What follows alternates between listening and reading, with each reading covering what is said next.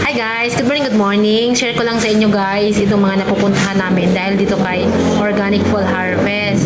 Itong isa sa may-ari ng Balagbag Falls guys ay isa sa mga client natin at talagang bilib na bilib siya sa ating Organic Fall Harvest. Na-meet lang natin siya guys dito sa TikTok. So ngayon ay naging kliyente na namin siya at ito ay welcome kami dito sa kanyang Balagbag Falls. At napakaganda ng lugar na to guys.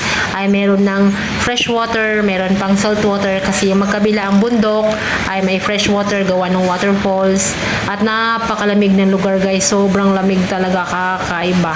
Sobrang nature na nature ka talaga. And then pag lumabas ka, ang kabila naman ay dagat. So may mga cottage dyan guys, pwede mag-overnight, may mga ihawan, may mga cottages na pwedeng tulugan. So napaka-komportable nyo kung nanaisin yung pumunta dito sa lugar ng Real Quezon. Yan. So yan po guys ay isa sa may-ari ng Balagbag Falls ay kliyente natin at kung kaya tayo narito. So yan guys, panoorin nyo po ang aming nasaksihan na sana'y magustuhan ninyo at naisin nyo pumunta sa lugar na to. So that's it for now guys. Follow for more.